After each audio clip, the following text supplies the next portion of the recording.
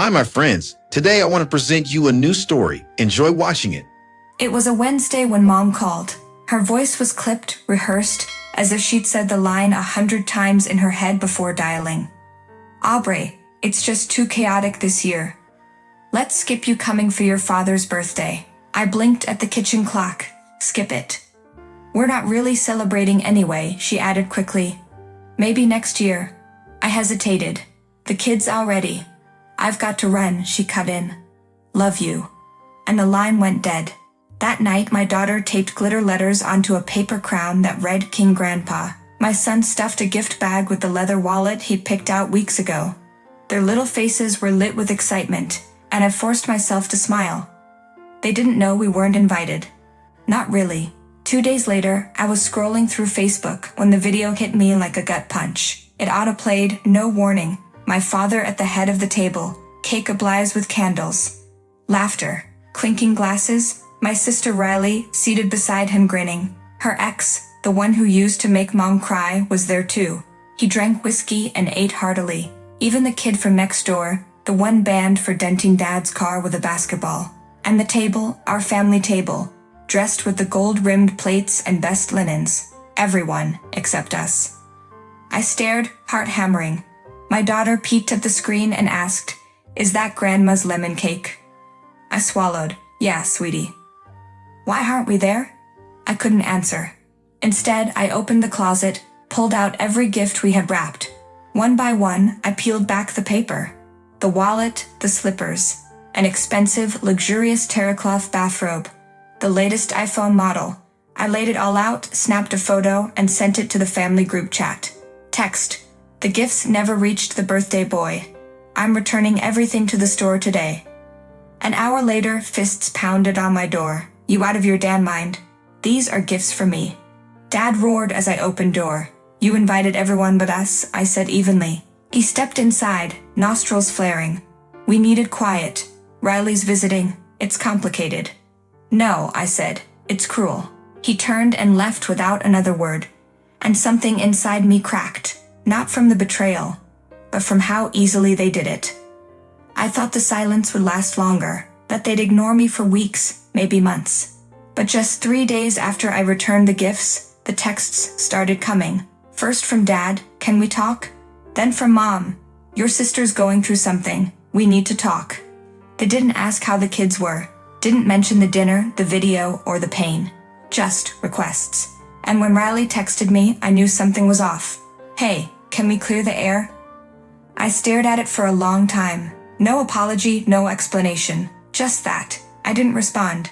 2 days later, she tried again. "They think you might be willing to help me." There it was. The truth. Not a peace offering, a request for money. I waited until the weekend. When Mom and Dad arrived, she brought pie. Dad brought his righteous silence. We sat at my kitchen table, same one I'd scrubbed 100 times after spaghetti nights and science projects. Mom sighed. "You know, Riley's been having a rough time. It's not her fault. The company downsized." Dad cut in. "She needs help. Just until she's back on her feet." "You mean money," I said flatly. Mom blinked. "Well, rent, groceries, maybe something for her car. I'll help her find a job." The air turned ice cold. "She's not used to that kind of work," Dad said sharply. "She can match whatever background she's got left," I replied. They left with the pie still on the counter and pride wounded like a raw nerve. That night, I opened the glove compartment in my car and pulled out the Bentley documents. Still in my name. The car they'd begged me to co-sign for when Dad's truck died. They thought I forgot. I didn't. 2 weeks later, I arranged the repossession. It arrived during their afternoon coffee, right in front of their neighbors. I didn't plan that part, but it was satisfying. An hour later, my phone lit up. "Mom." "You spiteful little girl," she hissed when I answered. "How could you do this? What are the neighbors supposed to think? That I took back what was mine? You know what your father's blood pressure is like. Do you want him in the hospital? You already killed the relationship. You disowned me," I said calmly. "So I'm taking the Bentley." She hung up before I could finish. For once, the silence that followed felt deserved. But I knew it wouldn't last, and I was right. That night, the silence stretched like an unwanted visitor in my home. The kids were asleep, curled up with stuffed animals and bedtime stories, but I sat by the window, waiting for something, anything. A text, a knock, another plea. Nothing came. And yet, I wasn't alone for long. 2 nights later, the doorbell rang. It was Relly. Rain soaked the steps behind her. She looked ruined. Hollow eyes, cheap suitcase, a worn hoodie that might have once been mine.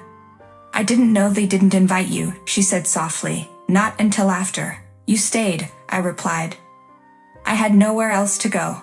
I didn't answer. She shifted on her heels. "I'm pregnant."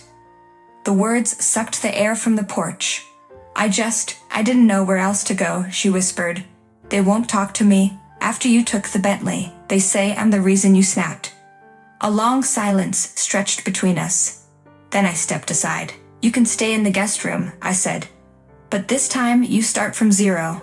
No lies, no handouts." She nodded. "Deal." As I closed the door behind her, the wind howled. The storm had only just begun. Riley barely spoke for the first 3 days. She curled up on the couch like a ghost of herself, clutching a chipped mug I hadn't seen used in years. Her belly was barely showing, but the exhaustion in her eyes spoke of more than pregnancy. She woke early, made the kids breakfast without asking, folded laundry she hadn't worn. Like she was trying to stitch herself into our routine without a seam. On the 4th morning, I came downstairs to find her sitting cross-legged on the floor, sorting through job ads with a red pen. "You're not applying for office jobs?" I asked, surprised. She didn't look up. "I burned too many bridges. I'm starting at the bottom." I nodded. That was new. Later, I watched her at the register of the small corner store down the street. Her manager, an older woman with no patience for drama, barked instructions. Riley nodded, took notes, smiled at customers. It wasn't glamorous, but it was honest.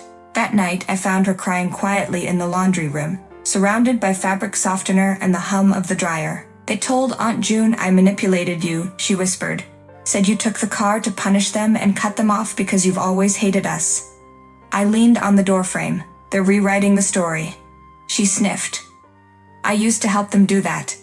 There it was, the first real confession. "You were the perfect daughter," I said. "Until you weren't." "I thought if I was shiny enough, they'd never throw me away," she murmured. "Turns out they will." I didn't say anything. I just handed her a clean towel. 2 days later, a family friend posted a Facebook status. "Some people bite the hands that fed them, then play victim when the food stops." I didn't comment. Neither did Riley. But we shared a glance over dinner that said everything. They were trying to destroy the version of me they could no longer control. Let them try. I had a sister on my couch who was learning the truth, and that was louder than any lie they could tell. Thanksgiving came, cold and quiet. No invites. No phone calls. I didn't wait by the window this time. Instead, Riley and I sanded down the old dining table I'd kept in the garage. The one Mom said was too scratched for guests. The kids helped stain it, their tiny palms smudging the wood. It wasn't perfect, but it was ours. I never knew making something could feel this healing, Riley said as she ran her fingers over the grain. "That's because we were taught to buy appearances," I replied, "not build roots." That evening, we served a meal made from coupons and care. Roasted chicken, mashed potatoes, cranberry from a can. The kids beamed. Riley lit a candle. We held hands before eating. "No lies, no judgment," I said. "Only peace." Halfway through dinner, my phone buzzed. A text from Dad.